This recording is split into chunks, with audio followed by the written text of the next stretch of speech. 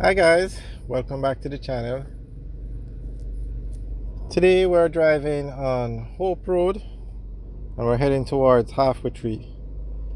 It's about 3 o'clock in the afternoon. It's a weekday, so just giving an idea of what the traffic is like.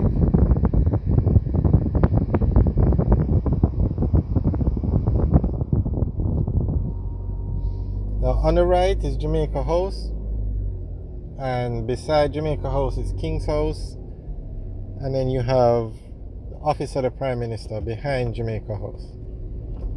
So back in the day, this was where Jamaica was run from. I'm sure all these houses were built from the time the English ruled Jamaica. King's House is where the Governor General of Jamaica lives, and he's the Queen's representative in Jamaica. Jamaica House was the official office of the Prime Minister, but you have the office of the Prime Minister, which is a newer facility behind it. And you also had Vale Royal, which is very close to here, probably a minute's drive away, which was the official residence of the Prime Minister.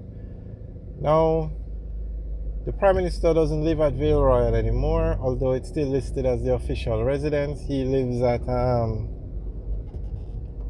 his own home. And Jamaica House is no longer his office. He has the office of the Prime Minister behind it, which is a much newer facility. But King's House is still the home of the Governor General. Now you might ask, why does Jamaica have a Prime Minister and a Governor General? I've often asked that same question. It makes for an okay, let's look at the role of the Governor General. So the head of state in Jamaica is not the Prime Minister of Jamaica, not the person that the Jamaican government or the Jamaican people vote for. The head of state for Jamaica is not the person that the Jamaican people vote for, the person that the Jamaican people elect.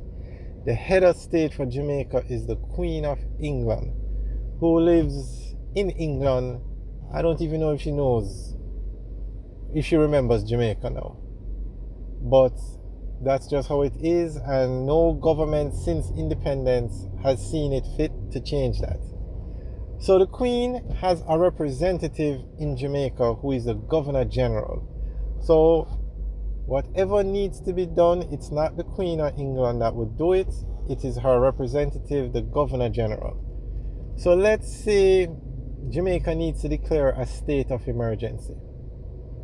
The Governor General has to be the one to sign, to put the state of emergency into effect. Okay, let's look at the opening of Parliament. Parliament now is where the Jamaican legislature is. You have the upper house, you have the lower house, and that's, if a law is to be passed, it is the Parliament that's going to pass the law. And then when that law, let's say everybody in Parliament votes for it, unanimous, everybody votes for it, both the government and the opposition, every Jamaican representative votes for it. That bill does not become the law of the land until the Governor General signs it. So the Jamaican Parliament could say, yes, everybody vote for this bill, and if the Governor General says no, we're not doing it, it does not become the law of the land. Now remember, Jamaica is an independent country. Independent, or so they say. Independent country. Yet we need England to sign a bill into law. We need England to declare a state of emergency. Now, that's just how it is. I mean, and Jamaica maintains the Governor General's home, and I assume it pays the salary and all of that. So this current government now says that they are going to make Jamaica a republic, and the Queen will no longer be the head of state.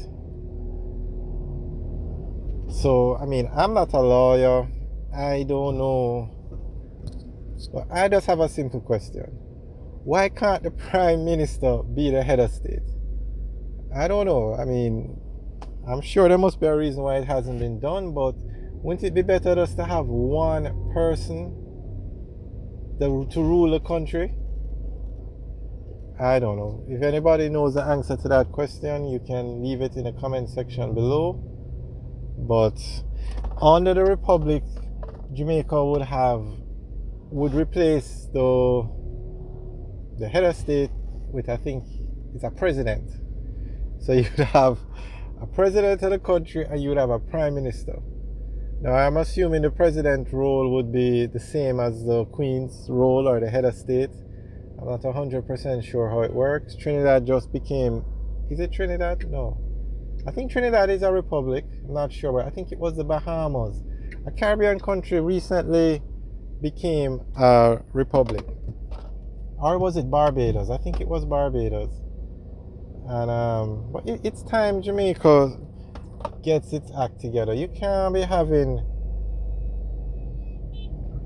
as an independent country, and the prime minister you elect doesn't have much power in Jamaica. I mean, nobody voted for the Queen to be the head of state. That was just done back in the days of colonization. So it's time. I think it's time to change it. If you're an independent country. And another thing that is very peculiar is the courts in Jamaica. Now, the highest court or the final court in Jamaica is not a court in Jamaica, an independent country. And the Privy Council in England, the UK, is the highest court in Jamaica, an independent country. Now, this one baffles me as much, even more than the Queen as the head of state. You are an independent country. So let's say there was a court case the other day about somebody was murdered, and basically the court in Jamaica said the person was guilty. I think it went to appeal and they said he was guilty, and then it went to the Privy Council, and the Privy Council said the man was not guilty. The Privy Council, I don't think any of them have even visited Jamaica. None of them live in Jamaica. They're all English on the English court, and they said the man was not guilty, and the man was to be set free because they are the highest court for Jamaica. Now, that one baffles me. I mean, we have been independent since 1960 something. I don't want to call the wrong year. I think it's 1962. That's what, 60 years, and we cannot have our own court of justice. The highest court should be a Jamaican court with Jamaicans on it. There was some talk about a Caribbean court of justice as the final court, but really, why can't we have our own court? Alright guys, thanks for watching. Remember to like, share and subscribe. Have a good day.